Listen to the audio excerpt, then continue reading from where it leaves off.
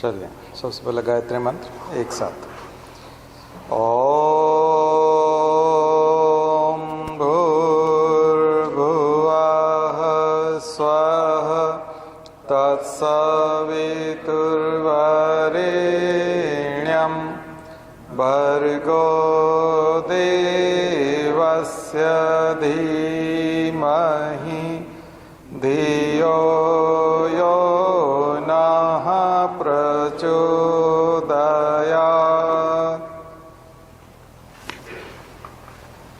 चलिए थोड़ा current affairs की बात करते हैं।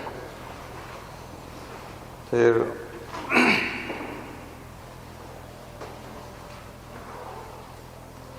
तो चाहे आप एमपीपीएससी कर रहे हों, चाहे कोई भी स्टेट पीएससी कर रहे हों या यूपीएससी की तैयारी कर रहे हों, करंट अफेयर्स में एक अंडरस्टैंडिंग बनाने की ज़रूरत है। और वो तीनों लेवल पे, आप जिस भी स्टेट की तैयारी कर रहे हैं वहाँ से, फिर नेशनल लेवल पर और फिर वर्ल्ड लेवल पर। तो राष्ट्रीय स्तर की भी समझ बनानी है, स्थानीय जो राज्य है उसकी समझ भी बनानी है और वर्ल्ड लेवल की भी बनानी है। तो तीनों लेवल के मुद्दे अलग अलग होंगे, ठीक है। जब आप करप्शन की बात करते हो तो ये नेशनल लेवल होता है, खास करके करप्शन का लेवल जो होता है वो कौन सा होता है, नेशनल लेवल। और जब आप क्लाइमेट चेंज की बात करते हो तो ये ग्लोबल, वैश्विक स्तर पर बात करते हो, क्लाइमेट चेंज की बात जब हम करते हैं। और एम्प्लॉयमेंट की बात होती है तो वो नेशनल और स्टेट दोनों लेवल पे होता है। एम्प्लॉयमेंट की बात आती है तो वो दोनों लेवल पे होती है। हेल्थ की प्रॉब्लम्स के जो इशू हैं, जो कंस्ट्रेन है, दिक्कतें हैं, वो दिक्कतें स्टेट लेवल की है। लेकिन पॉलिसी लेवल पे जो हेल्थ की बात होती है वो नेशनल लेवल पे होती है। और पेंडेमिक वगैरह की बात होगी तो वो ग्लोबल लेवल पे भी हो सकती है। तो ये थोड़ा सा आपको अंडरस्टैंडिंग और डेटा कलेक्शन, फैक्चुअल डेटा जो है आपको जुटाना पड़ेगा। तो आपका जो भी आंसर आप मेंस के लिए तैयार करते हो, प्रीलिम्स अपने आप उसमें से निकलेगा। 3 स्तर पर डेटा जुटाइए। पहला फैक्चुअल डेटा, बहुत इंपॉर्टेंट होता है फैक्चुअल डेटा, जिसमें फैक्ट्स इकट्ठे करने पड़ते हैं आपको। उसके बाद कुछ कंसेप्ट्स, उससे जुड़े हुए कंसेप्ट हर जगह नहीं होंगे। कंसेप्ट कहीं कहीं पर कंसेप्ट आएंगे, कहीं कहीं पर कंसेप्ट नहीं आएंगे, ठीक है। पॉपुलेशन की जब बात आएगी तो पॉपुलेशन सेंसस, यहाँ पर दोनों चीज़ें, कंसेप्ट भी आएंगे और फैक्चुअल डेटा भी आएगा और कंसेप्चुअल डेटा भी आएगा। कंसेप्ट में जनसंख्या संक्रमण का सिद्धांत, पॉपुलेशन ट्रांजिशन थ्योरी, माल्थस का सिद्धांत, ऐसी ऐसी चीज़ें। और साथ में पॉपुलेशन का डेटा, जनगणना, सेंसस, ठीक है, वो सब। तो एग्जाम्पल मैंने आपको बता दिया, दोनों तरह का डेटा। और दोनों तरह का डेटा मिलने के बाद फिर एनालिसिस, पॉजिटिव और नेगेटिव, प्रोज और कॉन्स वाला। तो प्रोज और कॉन्स वाला, तो ये एक आंसर का फॉर्मेट होता है। उसमें फैक्ट्स की जगह होती है, कंसेप्ट्स की जगह होती है और फिर उसका एनालिसिस होता है, तब कंप्लीट आंसर होता है, चाहे वो किसी भी लेवल पे हो, ठीक है। तो कुछ प्रॉब्लम एंडेमिक होती है, जो स्थानीय स्तर पर समस्याएं होती हैं, लोकल प्रॉब्लम्स होती हैं, तो वो स्टेट सर्विस में ज़्यादा पूछी जाती है। लेकिन जैसे एंडेंजर्ड स्पीशीज़ है, चाहे वो आपके मध्य प्रदेश स्टेट में है एंडेंजर्ड स्पीशीज़, बट वो नेशनल और इंटरनेशनल लेवल पर पूछा जाता है, ठीक है। क्योंकि IUCN की रेड लिस्ट हुआ, या इन्वायरमेंट इकोलॉजी से जुड़ी हुई चीज़ आ गई, बायोडाइवर्सिटी से जुड़ी हुई चीज़ है, तो ये जो इश्यूज़ हैं ये यूनिवर्सल है और इनके लिए जो प्लानिंग होती है वो भी यूनिवर्सल लेवल पे होती है।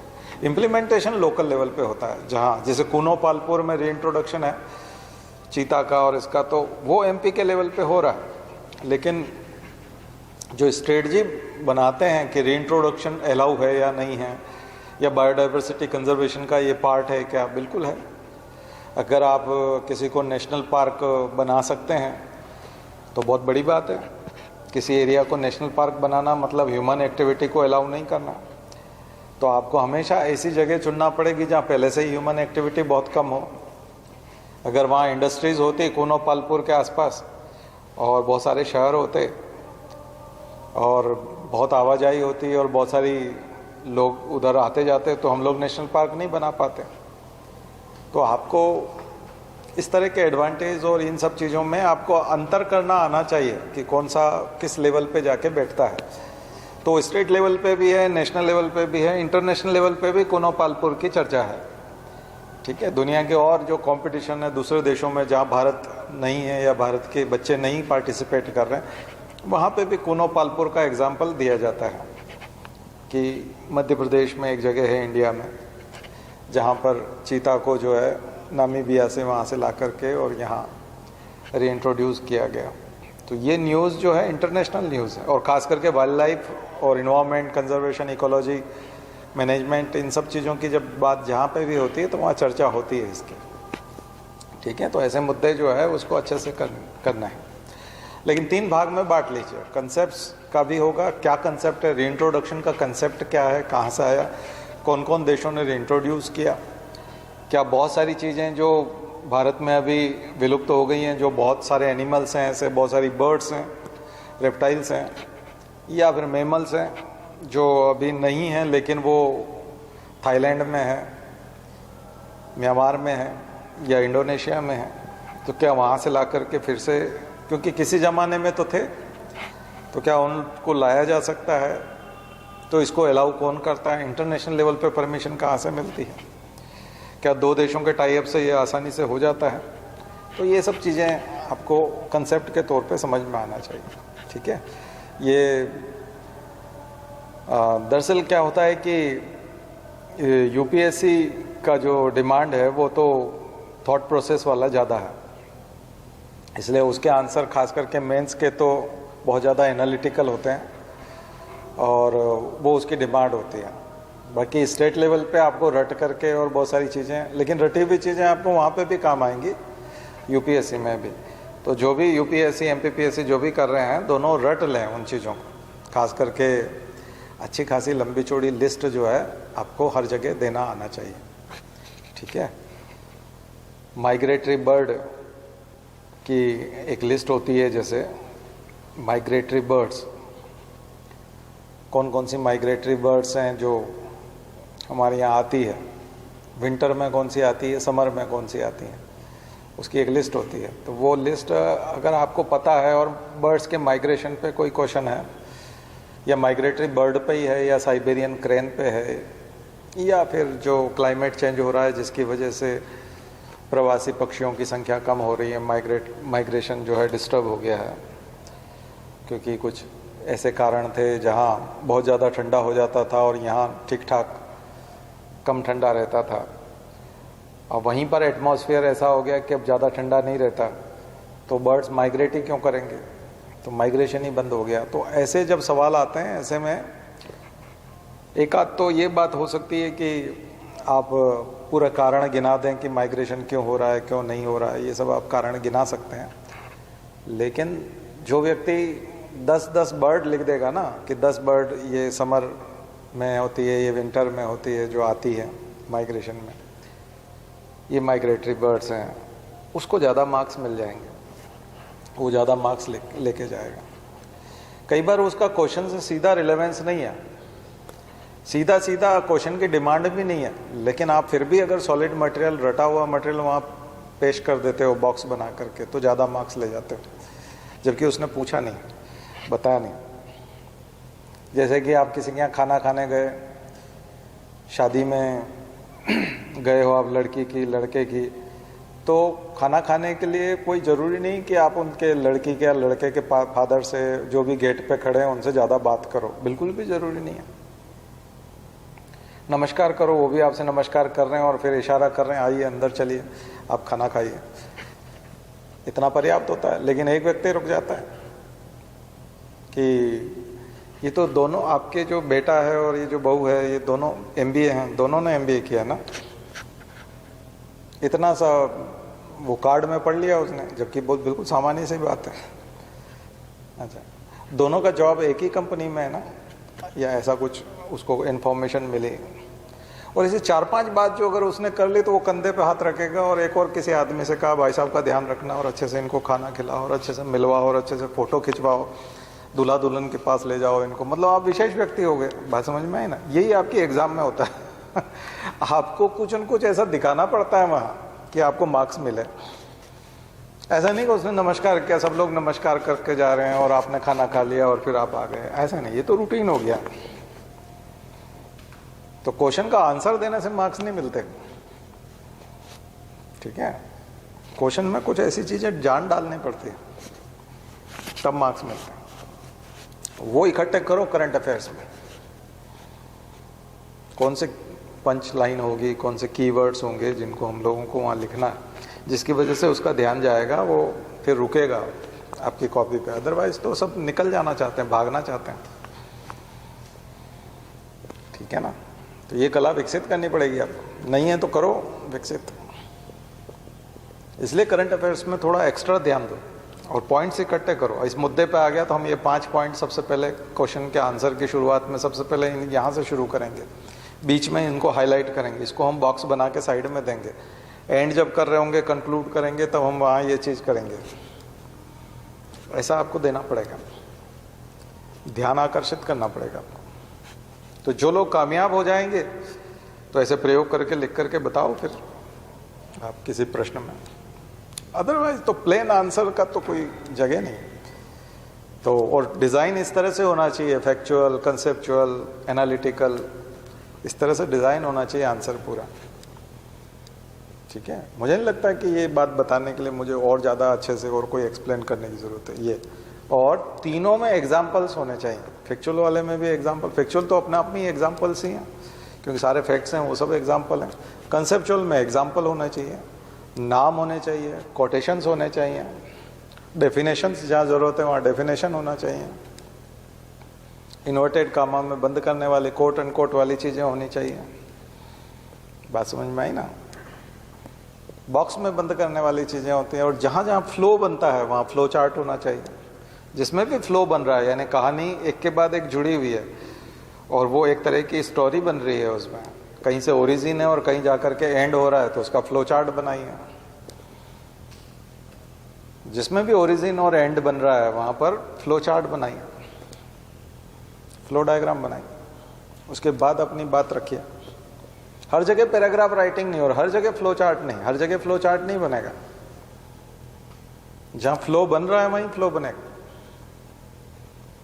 ठीक है? और हर जगह जो है पैराग्राफ भी नहीं लिखना है क्योंकि पैराग्राफ कोई पढ़ता नहीं ज़्यादा। तो आपके एक पेज में छोटा सा एक पैराग्राफ हो, छोटा सा एक फ्लो चार्ट हो, छोटा सा एक बॉक्स हो, बहुत सारे एग्जाम्पल्स हों, नाम लिखना है आपको अकॉर्डिंग टू जो भी राइटर है, तो साइंटिस्ट है, तो इकोनॉमिस्ट है, तो पॉलिटिशियन है, तो थिंकर है कोई, ठीक है? तो पर्सनालिटी जो भी हैं उनका नाम, प्लेस का नाम ब्रैकेट में, ईयर यानी डिजिट्स दिखने चाहिए, ईयर। तो ऐसा एक आंसर होता है जो बहुत सॉलिड है, जिसमें डिजिट्स भी दिख रहे हैं, जिसमें फ्लो चार्ट भी दिख रहा है, एक ही पेज पे पैराग्राफ भी दिख रहा है, एक ही पेज पर कोट एंड कोट वाली चीज़ें भी दिख रही हैं, इन्वर्टेड कामा में बंद करके आप चीज़ों को बता रहे हो, तो वो एक आकर्षक कॉपी होती है, वो ध्यान खींचती है और फिर वो एक्स्ट्रा ऑर्डिनरी मार्क्स लेके आता है। तो मुझे लगता है कि मैं इसको बता पाया आपको। तो ये करंट अफेयर्स का नोट्स ऐसा बनाइए, ऑर्डिनरी नहीं। अब वो जो देखता है, अब वो जो इम्प्रेस होता है, वो चौथी चीज होती है, वो होती है एक्सपांशन नॉलेज का, विस्तार कितना है, स्पान ऑफ नॉलेज, एरिया कितना आपने ब्रॉड विजन है आपका, यानी आपने एग्जाम्पल कहां कहां से कलेक्ट किया, कौन कौन से एग्जाम्पल हैं, उससे एक तो एरिया पता चलता है। ये स्टडी, ये डीप स्टडी वहां पता चलेगी। आप जिन थिंकर्स का और जिन राइटर्स का और जिन पर्सनालिटीज का नाम लिख रहे हैं वो कौन कौन है, कंट्रोवर्शियल जो पर्सनालिटीज़ हैं उनसे बचना चाहिए, जिनके नाम से थोड़ा सा आपको लगता है कि इसका नाम लिखने से, जैसे गांधी अभी तक उतने कंट्रोवर्शियल नहीं है, लेकिन अंबेडकर कंट्रोवर्शियल हो जाते हैं। कुछ लोगों को अंबेडकर से चिढ़ है, अंबेडकर का नाम देखते ही भड़क जाएंगे तो आपके मार्क्स काट देंगे, तो वहां थोड़ा सावधानी से लिखना पड़ेगा, है ना। और कई लोग जैसे डॉक्टर बाबा साहब भीमराव अंबेडकर लिखते हैं तो उसमें श्रद्धा दिखती है क्योंकि बाबा साहब लिख रहे हैं, तो डॉक्टर अंबेडकर थोड़ा सा सेक्युलर टाइप का नाम हो जाएगा, या डॉक्टर BR अंबेडकर, क्योंकि वो उसमें क्या है, बहुत सारे कॉपी चेक करने वाले 80% अंबेडकर से जलन रखते हैं, तो वहां आप पनिश हो जाओगे। तो जिन जिन के साथ थोड़ी सी भी हल्की सी भी, जबकि अंबेडकर के साथ कोई कंट्रोवर्सी नहीं है, लेकिन पनिश होने से बचना है तो आपको थोड़ा सावधानी रखनी पड़ेगी। जो अंबेडकर को बहुत ज्यादा मानता है वो डॉक्टर BR अंबेडकर लिखा हुआ देख के गुस्सा नहीं होगा, बात समझ में आई। लेकिन जो अंबेडकर से नफरत करता है वो अगर बाबा साहब भीमराव अंबेडकर लिखा हुआ है तो नाराज हो जाएगा। इसी तरह से विनायक दामोदर सावरकर, VD सावरकर, कंट्रोवर्सी है। गांधी के साथ गनीमत है कि अभी नहीं है, टैगोर के साथ नहीं है, स्वामी विवेकानंद के साथ उतनी नहीं है, ठीक है। तो आपको एग्जाम्पल, पर्सनालिटीज, उनके कुछ नाम देते समय भी थोड़ा सा सिलेक्टिव अप्रोच करना पड़ेगी, नहीं तो दिक्कत हो सकती है। ये दिक्कत इंडिया में दरअसल क्या है ना कि पूर्वाग्रह है ना, अभी पूर्वाग्रहों से ग्रसित व्यक्ति कॉपी चेक कर रहा है, वही व्यक्ति इंटरव्यू में बैठ रहा है, तो आपको तो बनना है ना, आपको उसको सुधारना थोड़ी है, वो आपको मार्क्स ही नहीं देगा ना, वो आपको मार्क्स नहीं देगा, आपको तो मार्क्स लेना है। किसी के प्रति श्रद्धा थोड़ी जागृत करना है उसके मन में कि मैं इसको सबक सिखा के रहूंगा, ऐसा थोड़ी होता है। हमको तो पास होना है, तो हमको वो अपनी एक रास्ता निकालना पड़ेगा। ये रास्ते कोई नहीं बताएगा आपको, ये बहुत जरूरी है, थोड़ा समझिए उस चीज को। एकदम सेक्युलर नहीं है कंट्री, बायस्ड है, पूर्वाग्रह कूट कूट के भरे हैं, जलन, खींच और अंदर तक कूट कूट के मवाद भरा हुआ है पूरा। दिमाग मतलब एक तरह से फोड़ा है लोगों का, तो उसका नुकसान आपको ना हो जाए, वो जहर आपके ऊपर ना आ जाए। कम्युनिस्ट हैं तो उनके अंदर भी है, राइटिस्ट हैं तो उनके अंदर भी है, लेफ्टिस्ट के अंदर भी है, दोनों तरफ बिल्कुल कूट कूट के भरा हुआ है।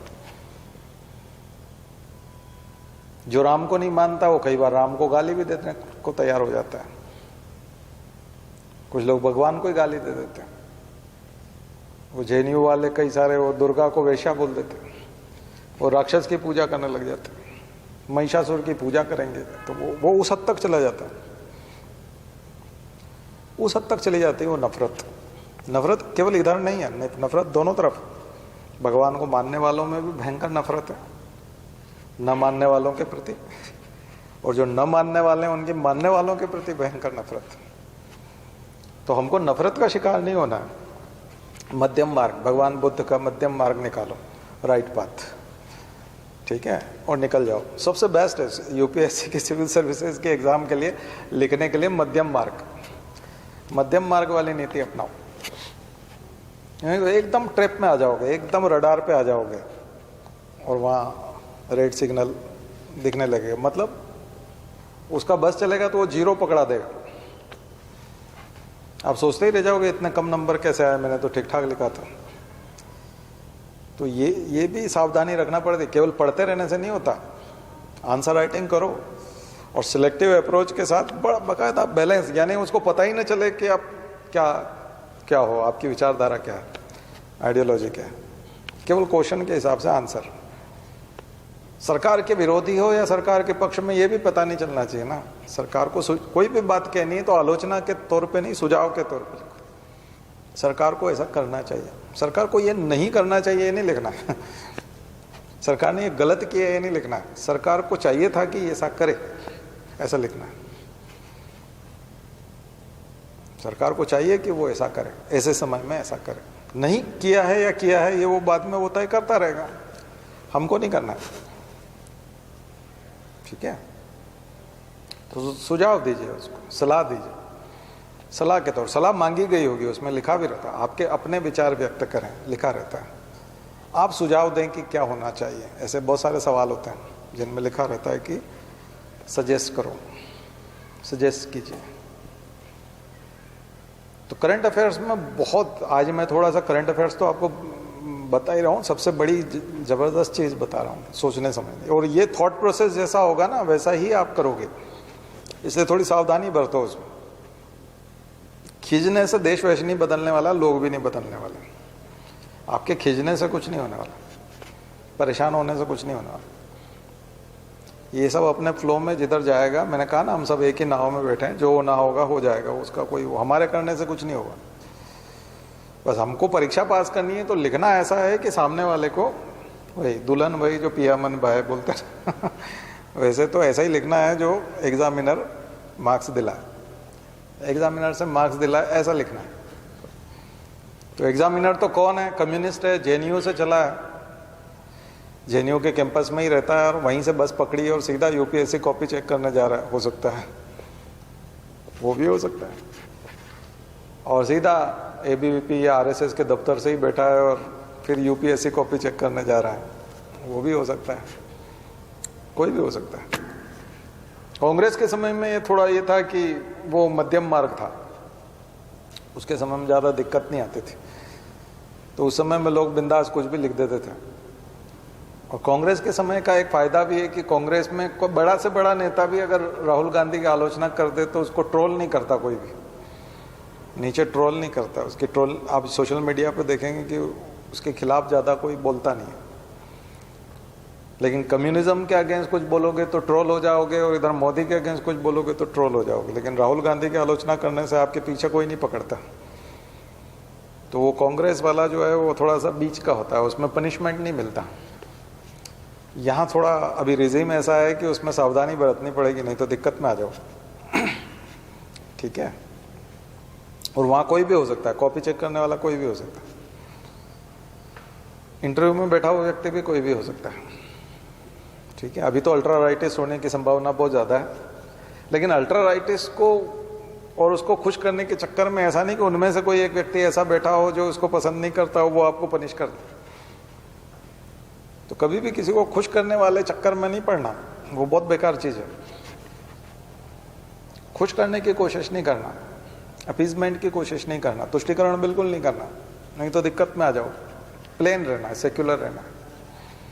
ठीक है, यहाँ सेक्युलर मतलब धर्मनिरपेक्ष वाला नहीं, यहाँ लिखने वाला, राइटिंग इन सेक्युलर मोड। ठीक है, तो उसको सेक्युलर मोड में लिखो। अभी तक आपने शायद इस चीज़ पे फोकस नहीं किया होगा, खास करके मॉडर्न हिस्ट्री में बहुत सारे कंट्रोवर्शियल मुद्दे हैं, ऐसे इश्यूज हैं जिसके क्वेश्चन बनते हैं। पॉलिटी में बहुत सारी चीज़ें बन जाएंगी। ईडब्ल्यूएस का अपने आप में कंट्रोवर्शियल है। ठीक है, लेकिन ईडब्ल्यूएस के उतना अगेंस्ट भी नहीं जाना और एकदम फेवर में भी नहीं चले जाना है, बहुत बैलेंस लिखना पड़ेगा उसको आप। और जब भी कोई बात आप ऐसी लिख रहे हो कि जिसमें क्रिटिसिज्म आ रहा है तो अकॉर्डिंग टू लिख दो कि ये सुप्रीम कोर्ट के अनुसार, ये फलाने के अनुसार उसका ऐसा मानना है कि ये ऐसा है, ऐसे। ठीक है, अपने खुद का नहीं लिखना, समझो उसको, रेफरेंस देना जरूरी है उसका। तो खास करके करंट अफेयर्स में एक बार स्टैटिक में तो चलेगा, स्टैटिक में तो काफ़ी चीज़ें सेटल्ड है और आपको ऐसे मॉडल आंसर भी मिल जाएंगे, लेकिन करंट अफेयर्स में तो इतने आंसर मिलते नहीं हैं। ठीक है, तो जितना फैक्चुअल 80% तो आप उससे भर दो, एनालिटिकल पे जाओ ही मत। 80% तो आप फैक्चुअल और कंसेप्चुअल से भर दो, तो उसमें आपका कुछ रहेगा नहीं। एनालिटिकल पार्ट आपका सेल्फ रहता है, तो वो आप खुद करते हो। तो उसमें जब प्रोज कॉन्स में जाओगे तो थोड़ी सी सावधानी उस हिसाब की बहुत ज़रूरी रहेगी। मुझे लगता है ये वाला चीज़ क्लियर हो गया होगा। ठीक है ना, साइंस में ये प्रॉब्लम नहीं है। आपका मैथ्स ऑप्शनल है तो ज़ीरो प्रॉब्लम है। ऑप्शनल अगर आपका मैथ्स है तो प्रॉब्लम ही नहीं है, कुछ भी प्रॉब्लम नहीं है, क्योंकि मैथ्स में तो कुछ होता ही नहीं है।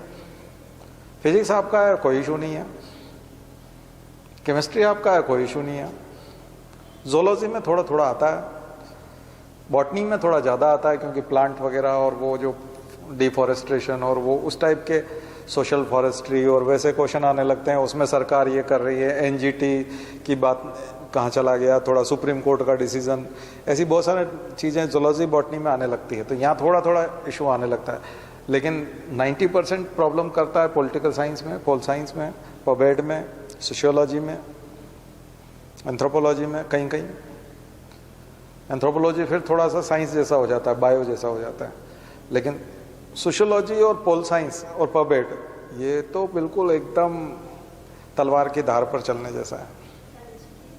हिस्ट्री में नहीं आएगा, हिस्ट्री में बस वही वाला जो मॉडर्न हिस्ट्री में कंट्रोवर्शियल जैसे बीडी सावरकर है या ऐसा है, या भगत सिंह की फांसी वाला कभी कोई क्वेश्चन आता है, या ऐसा कोई थोड़ा सा इमोशनल टाइप की जो चीज़ें, पर वो उसमें बचा जा सकता है।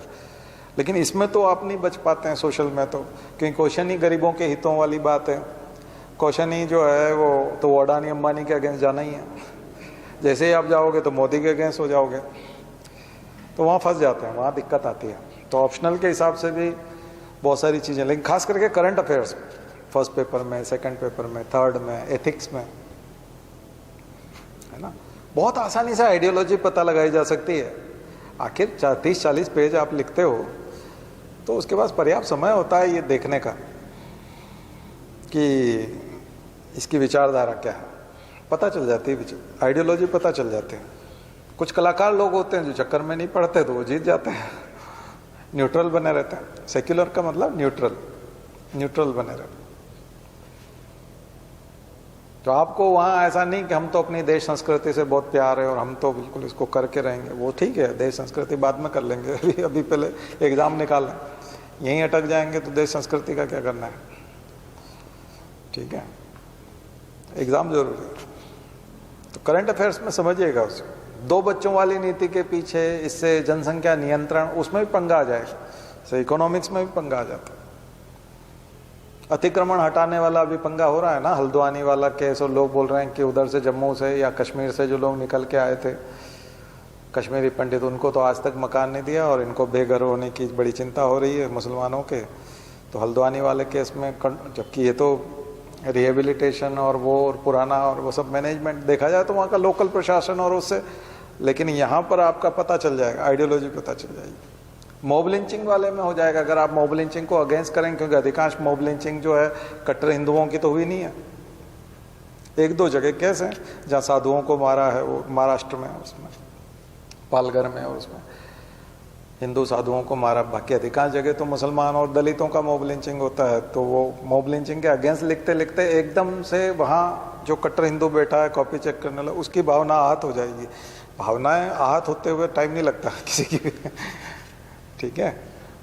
देखते नहीं आप कितना भयंकर, फिर न्यूज़ चैनल वालों के पीछे भी कितना पड़ जाते हैं। सोशल मीडिया पे दोनों तरह के न्यूज़ चैनल वालों के खिलाफ लिखा जाता है, आप देखते हो ना।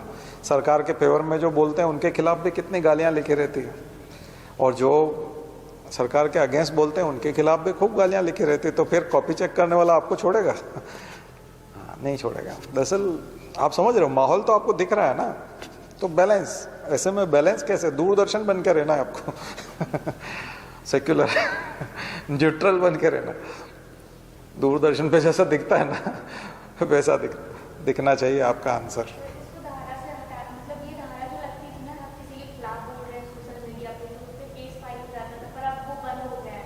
लेकिन केस तो फाइल अभी भी करते हैं ना पुलिस वाले।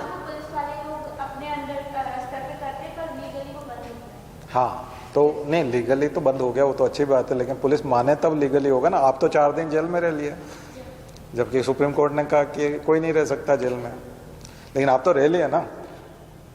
तो जिस दिन कांस्टेबल को समझ में आने लग जाएगी कि कानून बदल गया, उस दिन फिर उसका फायदा है, तब तक कोई फायदा नहीं सुप्रीम कोर्ट के कहने से कुछ नहीं होता हमारे देश में। सुप्रीम कोर्ट ने तो बहुत सारी चीज़ों के लिए मना कर रखा है, लेकिन सब होता है। डीजे के लिए मना कर रखा, पटाखों के लिए भी कर रखा है, लेकिन आपको पटाखे सुनाई नहीं देते क्या? अभी हैप्पी न्यू ईयर पे सुनाई दिए थे ना, शादी में सुनाई देते हैं, और दिवाली पे भयंकर सुनाई देते हैं। डीजे आपके यहाँ से निकलता है तो आपका पास में से निकलता है तो डीजे, फिर ये सब मनाही है, बहुत लंबी लिस्ट है सुप्रीम कोर्ट से मनाही की, ठीक है। पर वो आम कांस्टेबल के समझ में आया जब ना, थानेदार के समझ, वो तो 8 बजे दारू पी लेता है, उसको कुछ सुनाई नहीं देता। पूरा देश में एक जैसा ट्रेंड है, इसलिए उसको छोड़ो, ठीक है। कहीं पे भी जाके देख लो ना, सब जगह एक जैसा ही ट्रेंड है, पूरा फिक्स है। करप्शन चरम सीमा पे है। डॉक्टर चोर है, वो ऑपरेशन करने के लिए बैठा है, आपकी किडनी निकालने के लिए बैठा है। वकील आपको धोखा देने के लिए बैठा है। आपका कोई केस नहीं है, काल्पनिक केस लेकर के वकील के पास जाओ जरा, वो बोल देगा कि इसमें मैं आपको जिता दूंगा, जबकि वो केस ही नहीं है, आप तो ऐसे ही बात करने के लिए गए थे। बेसिर पैर की बात पे भी वो आपसे लाखों रुपए मांग लेगा, हजारों रुपए मांग लेगा। आपको बीमारी नहीं है, डॉक्टर से बोलो तो पेट दर्द है ऐसा ऐसा, वो बोलेगा आपको एडमिट होना होगा, आपका कल सुबह ऑपरेशन होगा, जबकि आप झूठ मूठ की बात कर रहे थे कि आपका पेट दर्द है। और फिर केवल अपेंडिक्स थोड़ी करेगा वो, साथ में एक किडनी भी गायब करेगा। बात करके देखो, ऐसे ही मिलकर के आओ, कभी समझ में आएगा। आप मंत्री के जाके बोलो, कि मंत्री के यहाँ जाकर के बोल के आओ कि मेरे अंकल हैं, उनका ट्रांसफ़र होना है फलानी जगह से, कितना रेट बताता है वो बता देगा आपको, जबकि कोई अंकल ही नहीं है। अभी पूछ के आओ कल ही, मैं सर्वे करने के लिए बोल रहा हूँ। पूरा देश भ्रष्ट है, एक एक डिपार्टमेंट भ्रष्ट है, एक एक सेक्टर भ्रष्ट है। किसी अधिकारी को काम बता के आओ कि सर हमारा फलाना ये काम है, वो आपको रेट बता देगा,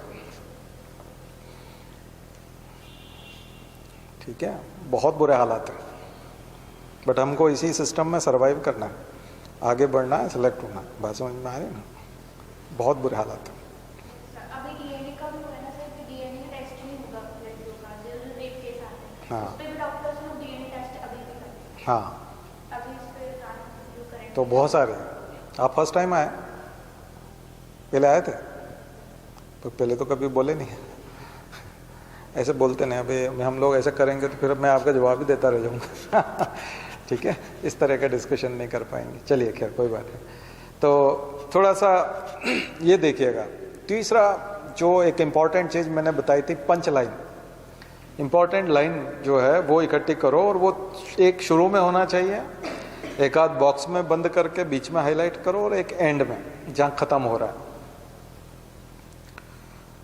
जो इम्पोर्टेंट कोट है या पंच लाइन है, वो 3 जगह इंप्रेस करने की जगह होती है। एक बीच में जहां आपने गैप बनाया हुआ, जहां बॉक्स बनाया, साइड में जहां गैप दिख रहा है आपको बीच में, जहां बॉक्स बनाया है, वहां पर आप पंच लाइन लिखिए। ऐसी लाइन होनी चाहिए जो सामने वाले को स्टैक करे, एकदम से दिमाग में जाकर के लगे उसको, ठीक है। और एक एंड जो है बहुत ही पॉजिटिव, हैप्पी एंडिंग होनी चाहिए। किसी भी नाटक का सुखांत होता है ना, मूवी को भी तो सजेशन के साथ, निराशा के साथ नहीं। जैसे मैंने अभी बात की कि सब तरफ करप्शन है, ऐसा नहीं। ठीक है, निराशा वाली बात नहीं करना, डेस्परेशन नहीं दिखना चाहिए, उम्मीद दिखनी चाहिए, वैसा एंड होना चाहिए। नाटक को इसीलिए, फिल्म को इसीलिए हैप्पी एंडिंग के साथ बनाया जाता है।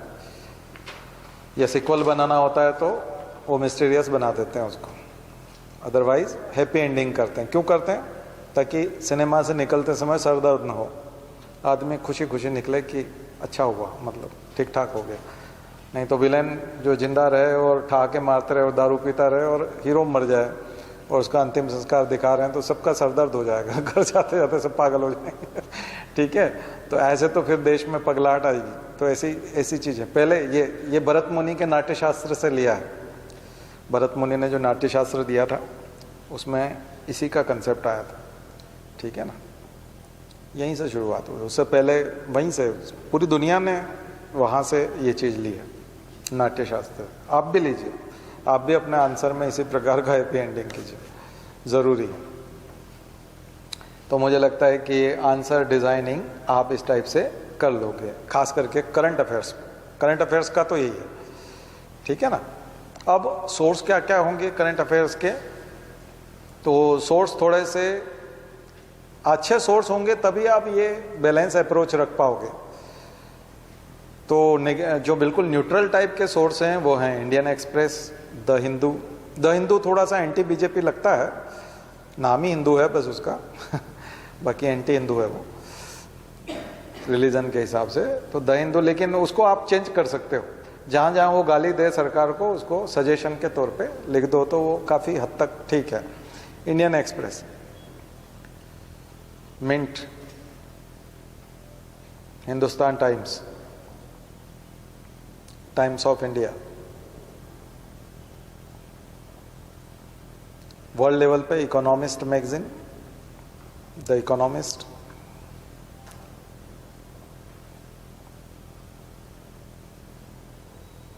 साइंस एंड टेक्नोलॉजी और साइंस के लिए साइंटिफिक अमेरिकन,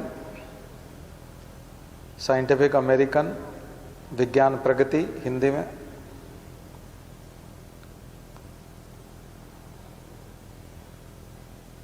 ड्रीम 2047, ड्रीम 2047,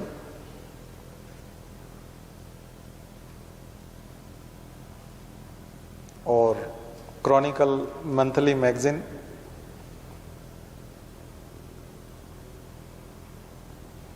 और yearbook, India yearbook, India yearbook. ये आपके सोर्स होने चाहिए। लिमिटेड है, चैनल्स भी इन्हीं के मिलते जुलते जो इनको सूट करते हों। कुछ चैनल अभी सरकार के बहुत खिलाफ हैं, बहुत ही ज़्यादा खिलाफ हैं, और कुछ चैनल एकदम ही फेवर में है, यूट्यूब चैनल भी। तो थोड़ा सा सावधानी बरतनी पड़ेगी, न्यूट्रल निकालने पड़ेंगे आपको, क्योंकि अगर आप कोई सा भी एक फेवर में या अगेंस्ट वाला अगर कुछ सुनने लग जाओगे तो फिर दिक्कत में आ जाएगी, फिर आप पकड़ में आ गए, जकड़ में आ गए, उससे निकलना, फिर आप किसी काम के नहीं रहोगे। इसलिए नफरत तैयार नहीं करने देना, कभी भी ध्यान रखो, नफरती दिमाग बनने नहीं देना अपना किसी भी तरह से। दोनों तरफ बहुत कोशिश हो रही है इन दिनों में। आप दरअसल आपके साथ चुनौती है, दरअसल आप केवल सिविल सर्विसेज की तैयारी नहीं करना है, आपको बचना भी है। तो बहुत मुश्किल समय में आप तैयारी कर रहे हो, है ना। हम लोगों के समय में ये चुनौतियां नहीं थी, न्यूट्रल चीज़ें, 99% न्यूट्रल चीज़ें थी, ठीक है। 1% था बायस, तो उसकी चलती नहीं थी, वो उसको कोई सुनता भी नहीं था। अब 80% बायस्ड है, 20% ही न्यूट्रल है, तो वो 20% सर्च करना बहुत मुश्किल काम है, ठीक है, बहुत ही मुश्किल काम है। क्या होता है कि मनुष्य है ना, तो इरिटेशन आता है।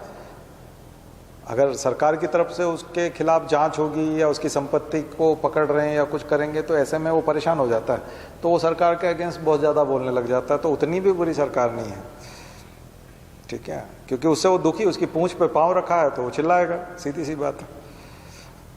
तो उसकी पूंछ पे पाँव रख दिया तो वो चिल्लाता है, तो वो इतना चिल्लाता है कि फिर वो इतना चिल्लाने की भी ज़रूरत नहीं, क्योंकि वो इतनी बड़ी प्रॉब्लम नहीं है। और जो फेवर कर रहा है वो इतना ज़्यादा फेवर कर रहा है कि इतना भी फेवर करने की ज़रूरत नहीं, क्योंकि इतनी अच्छी भी सरकार नहीं है, ठीक है। तो आपको दोनों से बचना। तो मैंने करंट अफेयर्स का बहुत, क्योंकि मैं पढ़ाता तो हूँ मुद्दे, लेकिन वो लिखेंगे कैसे, मिलेगा कहाँ, कैसे लिखना है, क्या है, तो उसकी रणनीति मैंने आज आपको बताई। पिछले लेक्चर्स में हमने मुद्दों पे बात की थी सीधे। तो यहाँ कोशिश हम करते हैं कि भरपूर आलोचना भी करते हैं और भरपूर समर्थन भी करते हैं जहाँ अच्छा होता है, लेकिन आपका थोड़ा सा लिखने वाला जो स्टाइल होता है वो थोड़ा दूसरा होता है। जैसे हम किसी को मौखिक निमंत्रण देते हैं तब अलग तरह से बात करते हैं, और जब इन्विटेशन कार्ड छाप के देते हैं तो अलग देते हैं, वहाँ अलग लैंग्वेज होती है, बोलते समय अलग लैंग्वेज होती है। वैसा ही है लेक्चर, मतलब वो आप बोल रहे हो और उसको लिखते समय में लैंग्वेज में थोड़ा सा आपको स्तर लेके आना पड़ता है, उसका एक स्तर होता है लैंग्वेज में, ठीक है। फिर लैंग्वेज कैसी होनी चाहिए, लैंग्वेज सहज होनी चाहिए, सिंपल होनी चाहिए और कनेक्ट करती हुई होनी चाहिए, फ्लो वाली होनी चाहिए। ऊपर जो पैराग्राफ है, ऊपर जो लाइन लिखी हुई है, नीचे की लाइन उससे मिलती जुलती होनी चाहिए, यानी वो उसको आगे बढ़ाने वाली हो। कई बार लिखने वाले जो है ब्रेक कर देते हैं, फ्लो ब्रेक हो जाता है, तो फ्लो बना रहे उसको ध्यान रखें। तो वो फ्लो जिसमें भी बना रह सकता है। कई लोग बोलते हैं हिंदी मीडियम में लिखें, इंग्लिश मीडियम में, उसका फ़र्क नहीं पड़ेगा।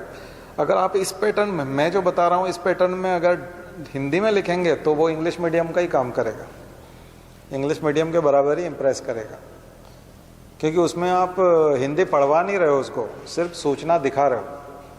तो देख तो कोई भी सकता है, हिंदी में भी देख सकता है, इंग्लिश में भी देख सकता है, लेकिन पढ़ने में दिक्कत आती है, पढ़ने में दिक्कत आती है, देखने में नहीं आती।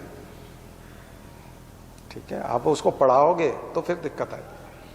हिंदी पढ़ने पे मजबूर करोगे उसको तो फिर वो परेशान होगा, और खास करके शुद्ध हिंदी पढ़ने पर मजबूर करोगे तो एकदम शुद्ध वाली हिंदी जो है वो उसके पल्ले नहीं पड़ेगी। ठीक है, और क्वेश्चन आपके पल्ले नहीं पड़ेगा, आंसर उसके पल्ले नहीं पड़ेगा, क्वेश्चन आपके पल्ले नहीं पड़ेगा, इसलिए इंग्लिश का सहारा तो लेना ही पड़ेगा। ठीक है, तो ऐसे ही आंसर भी दिखाने के लिए आपको इंग्लिश का सहारा लेना पड़ेगा। जैसे क्वेश्चन में आप इंग्लिश में जाके पढ़ते हो समझने के लिए, हिंदी प्योर में समझ में नहीं आता। ठीक है, तो वैसे ही इंग्लिश में भी आंसर आपको मिला जुला देना पड़ेगा। तो मुझे लगता है ये वाला मुद्दा भी ठीक हो गया। लिखेंगे कैसे, फ्लो कैसे रहेगा, लिखने का क्या रहेगा, ये तो बहुत सारे बच्चे ये सब चीज़ें जानते नहीं हैं। बस उनको अभी तक परीक्षा देने की आदत है कि वो कुछ क्वेश्चन होता है और फिर वो जो लिखना शुरू करते हैं तो सांस नहीं लेते, पूरा एंड करके ही मानते हैं, तो वो उस पैटर्न पर मार्क्स नहीं मिलते। ठीक है, उससे कुछ नहीं होना। होशो हवास में लिखिए क्या लिख रहे हैं, आप देखिए। ठीक है ना, तो सोर्स प्रॉपर हो गए। तो अब थोड़े से इस सप्ताह का होमवर्क लिख लीजिए। इस सप्ताह का होमवर्क, भारत का फिर से विकास दर, ग्रोथ रेट। ग्रोथ रेट जब लिखेंगे तो दो चीजें लिखिएगा, नेशनल पर्सपेक्टिव, राष्ट्रीय परिदृश्य भी लिखना है, और comparison with Europe and China, west and China कर लो तो यूरोप अमेरिका दोनों हो जाएगा। Comparison with China and west, पश्चिम, क्योंकि चाइना के साथ कंपैरिजन बहुत ज़्यादा ज़रूरी है। ठीक है, चाइना के साथ कंपैरिजन के फील्ड लिख लीजिए और फिर वेस्ट के साथ कंपैरिजन के फील्ड लिख लीजिए। तो चाइना के साथ comparison, first industrialisation, manufacturing, first हो जाएगा manufacturing and trade. Manufacturing second लिख लीजिए, ट्रेड थर्ड लिख लीजिए, education and science, education and research, education and research. Fourth लिख लीजिए डिफेंस। देखिए डिफेंस में बहुत आगे है चाइना, एजुकेशन एंड रिसर्च में बहुत आगे है, ट्रेड में बहुत आगे है, मैन्युफैक्चरिंग में बहुत आगे है। ठीक है, डिफेंस लिख लिया। फिर लिखिए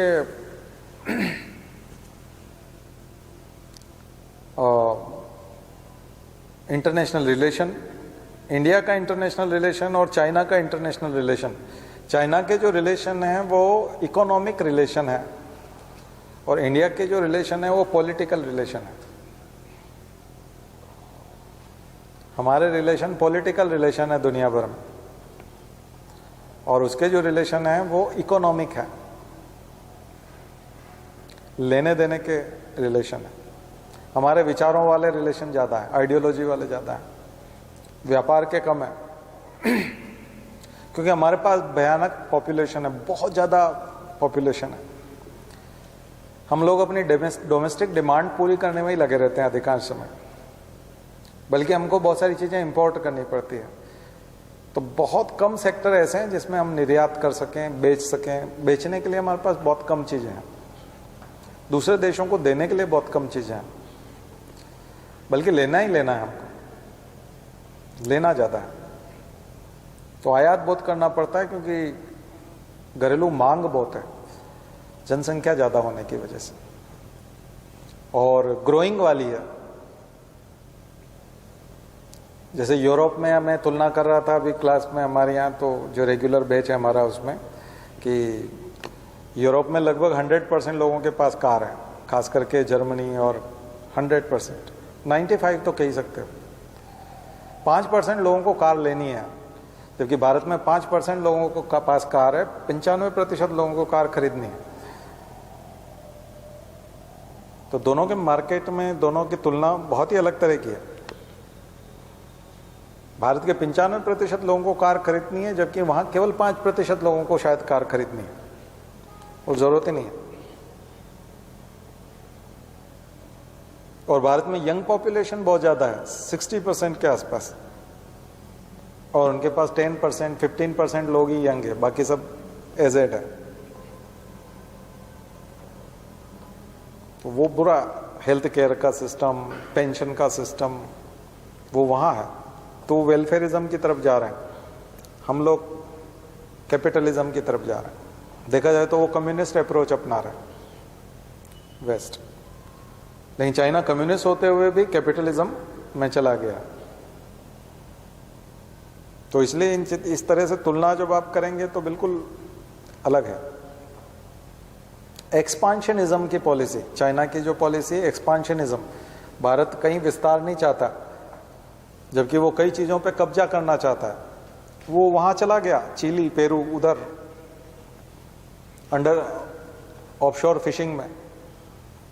चाइना की बोट्स जो है 6000 के आसपास बोट उसकी पैसिफिक ओशन में उधर आपको मिलेगी, प्रशांत महासागर। वेस्ट अफ्रीका में मिलेगी, अफ्रीका के वेस्ट में बोट, सेनेगल और वो जो देश हैं, और उनके मछुआरे खाली हाथ आ रहे हैं। उनके जो लोकल फिशरमैन हैं, जो सब्सटेंशियल अपनी खुद की खाने पीने के लिए जो मछली पकड़ते हैं और लोकल मार्केट में बेचने के लिए जो मछली पकड़ते हैं, वो उनकी बोट खाली आती है, क्योंकि सारी फिश गायब हो गई है, सब चाइना ने निकाल लिया। इतनी ओवर फिशिंग की है उसने। तो उसके फ्लीट्स जाते हैं, उसमें से बहुत सारी बोट्स निकलती हैं, उन पे सब पे चाइनीज नाम लिखे होते हैं, कोई शिकायत भी नहीं कर पाता। और उन कंट्रीज के साथ में उसने कॉन्ट्रैक्ट कर रखे हैं कि मैं यहाँ फिशिंग करूंगा, और उसकी कंट्री में उसके खिलाफ कोई शिकायत नहीं सुनी जाती। उसी के नागरिक जो है वो शिकायत करते हैं चाइना के अगेंस्ट, वो अपने देश के नागरिकों की शिकायत नहीं सुनते, क्योंकि करप्ट है वो कंट्री, पूरी तरह से करप्ट है। घूस खिला करके और कॉन्ट्रैक्ट करके चाइना ने वो सब हथिया रखा है। तो उससे उसका एक्सपांशनिज्म, बेल्ट एंड रोड इनिशिएटिव का पार्ट बोलता है वो उसको। और वहां उसने प्लांट भी लगा दिए प्रोसेसिंग के। वो मछली पकड़ करके उसको चाइना नहीं लाना, वहीं प्रोसेसिंग करके वहीं डिब्बे में बंद करके पूरी दुनिया में सी फूड सप्लाई करना, स्क्विड्स, ऑक्टोपस, मसल, ऑयस्टर्स, कई तरह की चीजें डिब्बे में बंद करके प्रोसेसिंग करके वो वहीं से सप्लाई कर रहा है दुनिया भर के देशों में, और दुनिया भर के देश खरीद रहे हैं उससे। तो इतना एक्सपांशनिज्म और इस तरह की सोच तो हमारी है नहीं, ना ही हम इस तरह से कोई व्यापार कर रहे हैं, ना ही ऐसी कोई नीति है। तो इससे अंदाजा लगाओ कितना ज्यादा है। सैटेलाइट का मैंने पिछली बार बताया कि स्पेस एक लिखी है कंपैरिजन, स्पेस में उसने 55 सैटेलाइट 55 रॉकेट छोड़े हैं, हमने 5 छोड़े हैं। हमारे 5 रॉकेट हैं, उसका इंटरनेशनल स्पेस स्टेशन बन गया खुद का, हमारा नहीं है।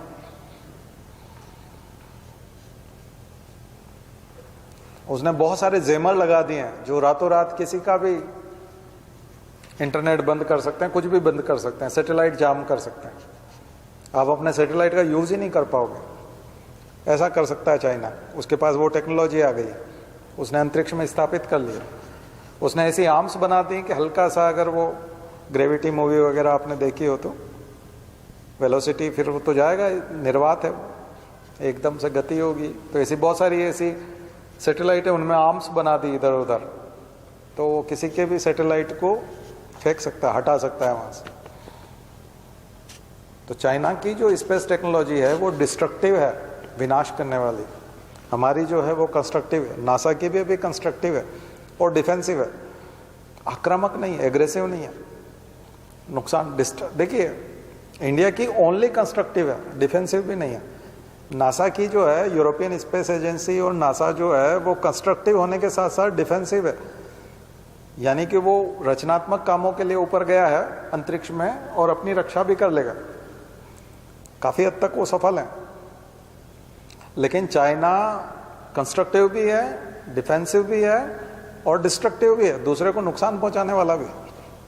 इस तरह का हासिल किया है उसने अंतरिक्ष की लड़ाई में। और भारत से 11 गुना। पावर कितना है? भारत से 11 गुना अंतरिक्ष में। तो इसलिए ये सारी चीजें समझनी पड़ेगी ना। समुद्री शक्ति के रूप में जितने फ्लीट्स उसके घूम रहे हैं, जितनी सबमरीन उसकी घूम रही है, जितने वॉरहेड लेकर के तमाम शिप घूम रहे हैं, और जितने बोट्स वो समुद्र में उतारता है, और वहां से पूरा blue water economy, blue economy जिसको कहते हैं हम लोग, पूरा हार्वेस्ट करता है। सी फूड, दुनिया का सबसे बड़ा सी फूड का एक्सपोर्टर है वो। पूरी दुनिया में जहां जहां सी फूड पसंद किया जाता है, चाइना एक्सपोर्ट करता है, और दूसरों के वाटर से, अपने खुद के नहीं, साउथ चाइना सी से नहीं। पहले साउथ चाइना सी भी उसका पूरा नहीं है, उसमें भी बहुत सारे कंट्री हैं, लेकिन वो तो अपना कब्जा मान ही चुका है। हमारे यहाँ नीचे से लेकर के अफ्रीका के वहां और साउथ अमेरिका के वहां, पेरू चिली के वहां, उसको पूरे को बोलता है ये BRI है, मैरीटाइम BRI।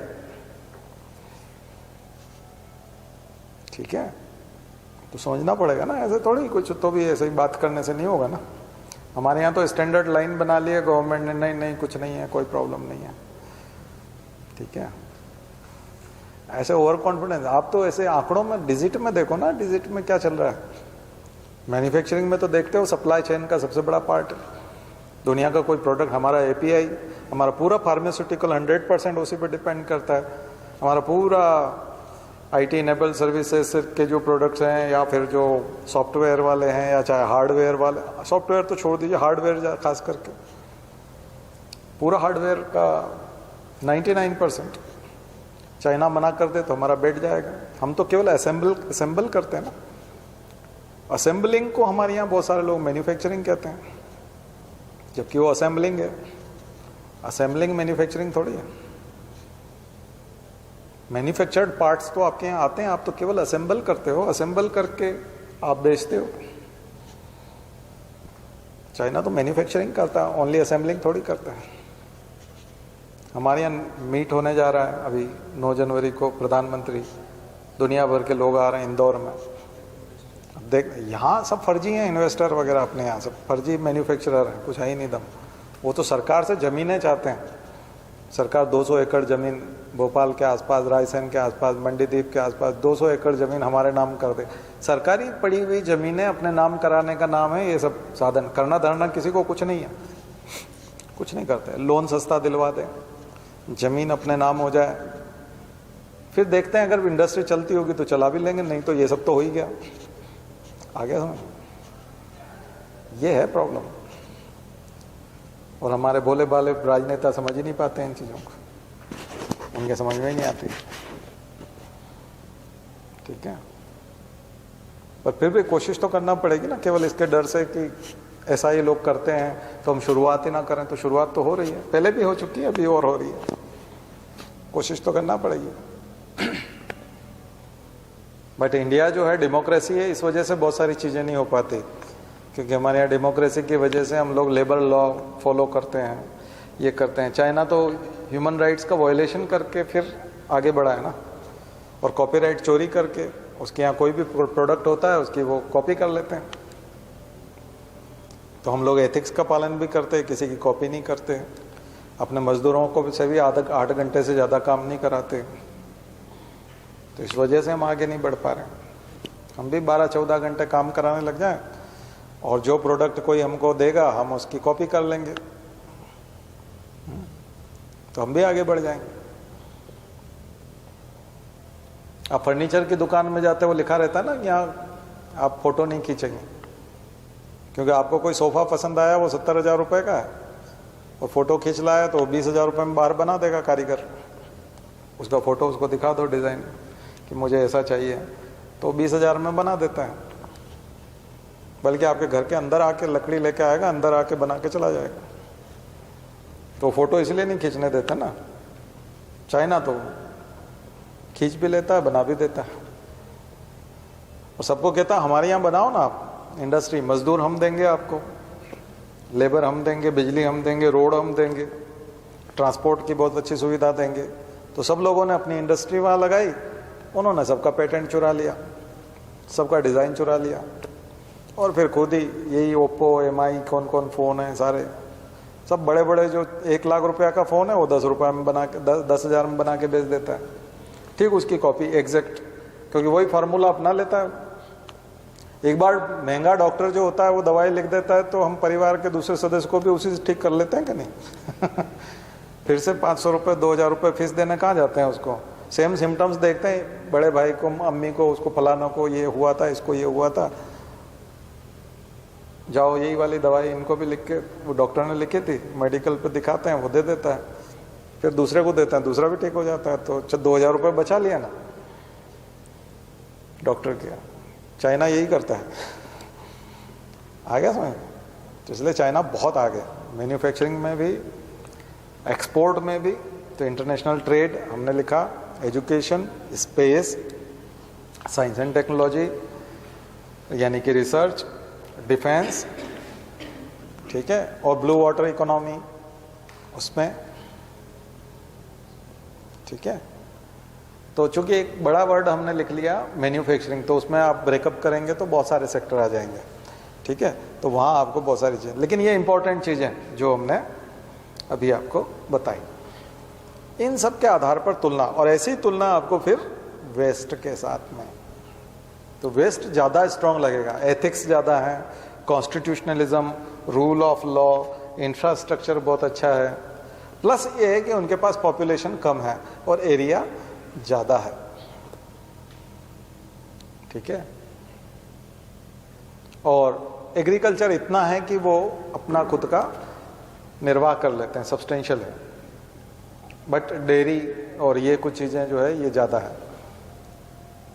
और इकोनॉमी में वाइट कॉलर जॉब ज़्यादा है,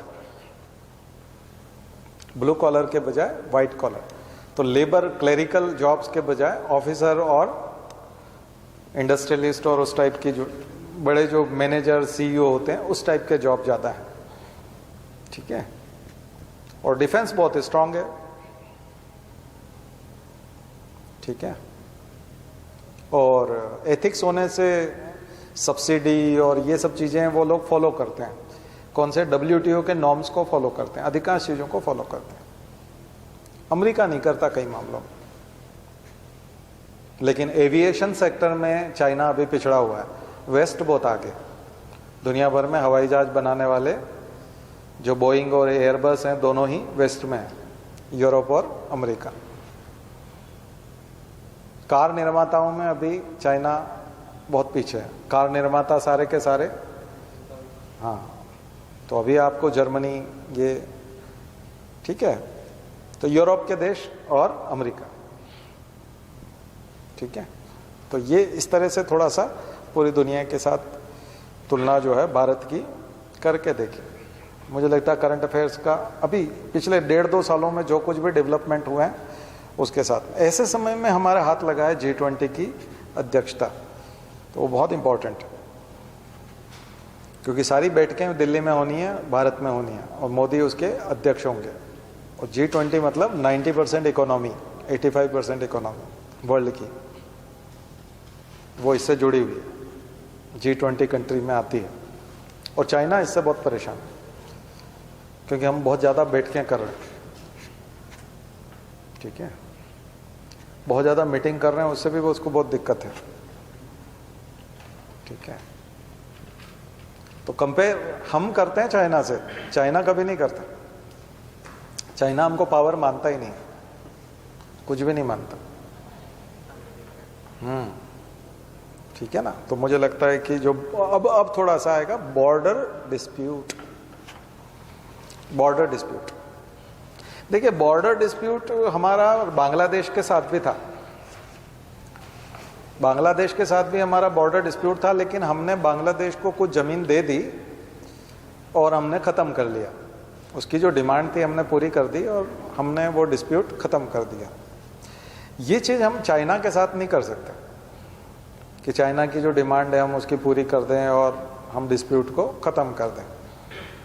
क्यों नहीं कर सकते? क्योंकि हमारी जो डोमेस्टिक पॉलिटिक्स है, राजनीति है, वो ये अलाउ नहीं करेगी। यहाँ मोदी जी अगर चाइना को ज़मीन देंगे और फिर समझौता करेंगे और शांति स्थापित कर लेंगे तो वो चुनाव हार जाएंगे, क्योंकि लोग जो है उनसे ऐसी अपेक्षा नहीं करते। इसलिए उनकी मजबूरी है कि वो उस चीज़ पे कुछ बोलते नहीं हैं, चाइना का नाम ही नहीं लेते। वो बोलते हैं कि नहीं सब कुछ ठीक ठाक है, जबकि ठीक तो नहीं है। हजारों स्क्वायर किलोमीटर ज़मीन हमारी चली गई है और गांव बन गए हैं, परमानेंट स्ट्रक्चर बन गए हैं, उनके रोड बन गए हैं।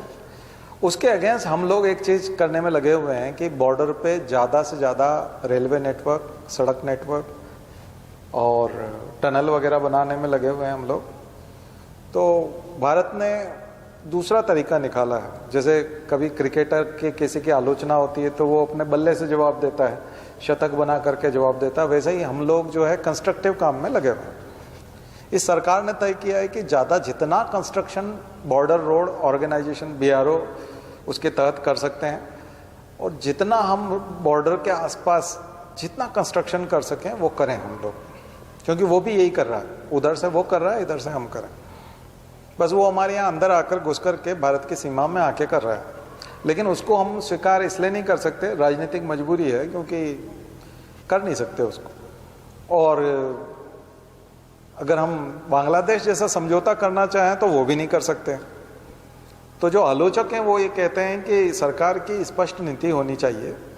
सरकार के जो आलोचक हैं उनका मानना है कि सरकार को इस बारे में एक बार देश में बहस करने देना चाहिए कि अगर हमें ज़मीन देनी पड़ी तो क्या हम दे सकते हैं। तो एक नेशनल लेवल पे बहस हो, सारे नेता भी कुछ बयान दें, एक्सपर्ट भी दें, लेखक भी दें, अखबारों में भी आर्टिकल आए, टीवी पे भी डिबेट हो, ताकि सरकार को किसी दिन अचानक से कुछ निर्णय लेना पड़े तो निर्णय लेने की स्थिति में रहे। क्योंकि फिर वो निर्णय अचानक से जब लेना पड़ेगा तो वो निर्णय लेने की स्थिति में नहीं होंगे, क्योंकि आप डिबेट होने ही नहीं देना चाहते, संसद में बोलने ही नहीं देते हो। संसद में नाम राष्ट्रीय सुरक्षा के नाम से बिल्कुल नहीं लेने दिया जाता। तो जितने भी एक्सपर्ट हैं, जो भी सुरक्षा सलाहकार हैं, या यूँ कहें कि पहले बहुत सरकार में रह करके जिन्होंने काम किए, ऐसे तमाम लोगों का मत है कि इस पे चुप रहने से कोई फ़ायदा नहीं है, बल्कि इस पे बात होनी चाहिए, ताकि सरकार जो भी निर्णय ले वो सबको पता हो। ठीक है। और अचानक से निर्णय लेकर के फिर पता नहीं कौन सा निर्णय लेंगे आप, क्योंकि ये बात तो सही तय है कि युद्ध नहीं चाहते, क्योंकि युद्ध तो कोई भी नहीं चाहता, खुद चाइना भी नहीं चाहता। और युद्ध में 1 to 1 में तो वो नुकसान में भी रहता है चाइना, लेकिन आने वाला समय तो 1 to 1 वाला युद्ध होगा नहीं, वो तो टेक्नोलॉजी वाला होगा, ड्रोन होंगे, पता नहीं क्या क्या होगा। और उसमें तो मैंने कहा कि हमने साइंस, टेक्नोलॉजी, एजुकेशन, इनमें तो इन्वेस्ट करा ही नहीं है ना, बल्कि और कम हो गया है। हमने रिसर्च को बहुत कम कर दिया है। स्मृति ईरानी के टाइम पे तो उन्होंने कॉलेज की और यूनिवर्सिटी की रिसर्च ही एकदम बंद कर दी थी, लगभग बजट ही बहुत कम कर दिया। CSIR का बजट बहुत कम है अभी, जिसके सबसे ज़्यादा पेटेंट हैं दुनिया में। तो साइंस के नाम पे, पढ़ाई के नाम पे, एजुकेशन, रिसर्च, इन सब के नाम पे तो हमने डब्बा गोल कर दिया है। और बल्कि हम तो एंशियंट वाले नॉलेज की बात करने लगे हैं, वेद पुराण गीता पढ़ाएंगे, अब वो वहाँ पर जा रहे हैं, तो वो तो फिर मामला ही पूरा दूसरा है। तो उसमें तो फाइट वाइट तो कर ही नहीं सकते, फिर तो आध्यात्मिक शक्तियाँ आके बचा लेगी हमको है ना। या हिमालय से ऋषि मुनि अस्त्र शस्त्र फेंकेंगे, उससे चाइना मर जाएगा, या तो यही सोचें, ऐसे ही कुछ होगा। तो अब वो ताकतें तो मुझे लगता है कि वो सब ठीक है, वो अपनी जगह, हमको यथार्थ में समझना चाहिए। ठीक है। तो मुझे लगता है अच्छा खासा तुलनात्मक अध्ययन हो गया है ना। काफ़ी हद तक तो मैंने बता ही दिया, अब आप आंकड़े जो है आप निकालिए। ठीक है। तो ये है। चलिए, तो अब थोड़ा साइंस अपना जनरल वाला वो देख लें, बायोडाइवर्सिटी वाला। कहाँ थे हम लोग? आर्थ्रोपोडा हो गया था ना। मोलस्का देखिए। मोलस्का में जनरल फीचर्स देखिए जरा, general characteristics of Mollusca. Mollusca word का मतलब होता है सॉफ्ट बॉडी। आपने जो शंख देखा है ना, वो मोलस्क है। शंख जो होता है वो मोलस्क है। सीपी, ओयस्टर, ऑक्टोपस, स्क्वीड, ये सब मोलस्क में आते हैं। तो मोलस्क का मतलब होता है सॉफ्ट बॉडी एनिमल। उसका कवर जो होता है वो कैल्शियम कार्बोनेट का होता है, सिलिका का और कैल्शियम कार्बोनेट का। तो शंख जो है वो कैल्शियम कार्बोनेट का, चूने का बना है, एक तरह सिलिका का बना हुआ है। लेकिन ये जो सुंदर शंख है, इसके अंदर जो जीव है, एनिमल जो था, उसने सिक्रीट किया, अपनी बॉडी से शंख को सिक्रीट किया है। वो उसकी बॉडी का सिक्रीशन है। जो सिक्रीशन होता है उसको बोलते हैं नेक्रियस लेयर। मेंटल का सिक्रीशन कहलाता है, उसमें nacreous layer, mother of pearl भी कहा जाता है। पर्ल भी उसी से बनता है, मोती भी। तो ये मोतियों का ग्रुप है, ऑयस्टर का ग्रुप है, सीपी, मोलस्क। मोलस्क की विशेषता है कि इसमें ऑर्गन ग्रेड ऑर्गेनाइजेशन आ जाता है, टिश्यू से तो काफ़ी आगे निकल जाता है, ऑर्गन्स आ जाते हैं, डाइजेस्टिव सिस्टम बहुत डेवलप होता है, लोकोमोशन बाय फुट, पैर होता है इनके अंदर, एक फुट। इसका जो क्लासिफिकेशन हुआ है मोलस्का का, वो फुट के बेस पे ही हुआ है। सो classification of Mollusca based on foot, single foot, तो मोनोप्लेकोफोरा, पॉलीप्लेकोफोरा, ये सब इसी बेस पे उसको बोलते हैं। काइटोन पॉलीप्लेकोफोरा है, मोनोप्लेकोफोरा नियोपिलाइना, जो कनेक्टिंग लिंक है बिटवीन एनिलिडा एंड मोलस्का। ठीक है, यहाँ एनिलिडा से 2 फाइलम निकले हैं। एनिलिडा के 2 फाइलम है, एनिलिडा से मोलस्का भी निकला है, एनिलिडा से आर्थ्रोपोडा भी निकला है।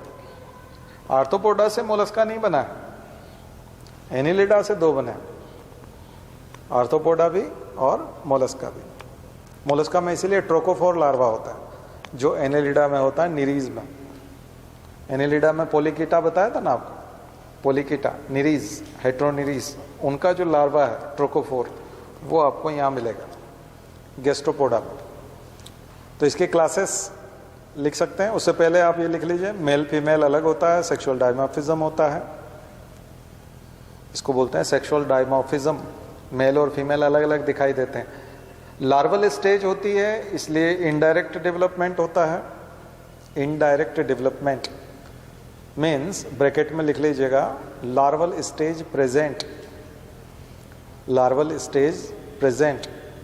मराइन होते हैं, एक्वेटिक होते हैं, टेरेस्ट्रियल होते हैं, सब जगह होते हैं। आपके यहाँ बगीचे में स्लग होते हैं ना, गार्डन स्लग, गार्डन स्लग आपने देखा होगा। हाँ, घोंगा घूमता रहता है ना। हाँ, तो वो जो है टेरेस्ट्रियल आपके बगीचे में मिल जाएंगे मोलस्क। और पानी फ्रेश वाटर में भी होते हैं, एक्वेटिक होते हैं, तो दोनों तरह का, फ्रेश वाटर भी और मराइन भी, समुद्र में भी होते हैं। और बहुत छोटे छोटे मोलस्क भी होते हैं जिनको प्लैंक्टॉन्स कह सकते हैं, और बड़े ह्यूज, बड़े जायंट स्क्वीड वगैरह जो पूरे जहाज से टक्कर ले लेते हैं, ऑक्टोपस, छोटी मोटी बोट को पलट देते हैं। ठीक है, तो इस इतनी बड़ी साइज के भी होते हैं, कई मीटर वाले, तो बहुत बड़ी साइज वाले भी होते हैं। दैत्याकार, डेविल फिश, इसलिए उसका नाम है devil fish. Devil fish, cuttle fish, squid, ठीक है, ये सब इसी के एग्जाम्पल है। तो मुझे लगता है कि ये आ गया। इकोनॉमिक इंपॉर्टेंस देखें तो पर्ल फॉर्मेशन, फूड के तौर पर दुनिया भर में मोलस्क खाए जाते हैं। फूड, पुराने जमाने में साइप्रिया, कौड़ी के दाम बिकता है, बोलते हैं ना हम लोग, कौड़ी, तो वो कौड़ी जो होती थी वो साइप्रिया, वो होते हैं। शिपवर्म, टेरिडो, शिपवर्म जहाज में छेद करने वाले एनिमल होते हैं जो नुकसान पहुंचाते हैं। बहुत सारी फिश को नुकसान पहुंचाने वाले पैरासाइट होते हैं। मोलस्क जो होते हैं वो एक्टोपैरासाइट होते हैं, फिश के अंदर, फिश के ऊपर रहते हैं, उसकी बॉडी से चिपक करके फिश को, उसका खून पीते हैं, उसको नुकसान पहुंचाते हैं। तो फिश को नुकसान पहुंचेगा तो जो लोग फिशिंग करने जाते हैं उनको बीमार और कमज़ोर या कम फिश मिलेगी। इसके अलावा मोती उत्पादन, pearl culture, pinctada vulgaris सबसे बेस्ट पर्ल माना जाता है दुनिया का, लिंगा पर्ल उसको बोलते हैं। तो मोलस्क जो ऑयस्टर होते हैं, पर्ल ऑयस्टर कहलाते हैं, पर्ल ऑयस्टर्स। पर्ल मिलता है, सुंदर मोती, 2-3 साल में सुंदर मोती बन जाता है।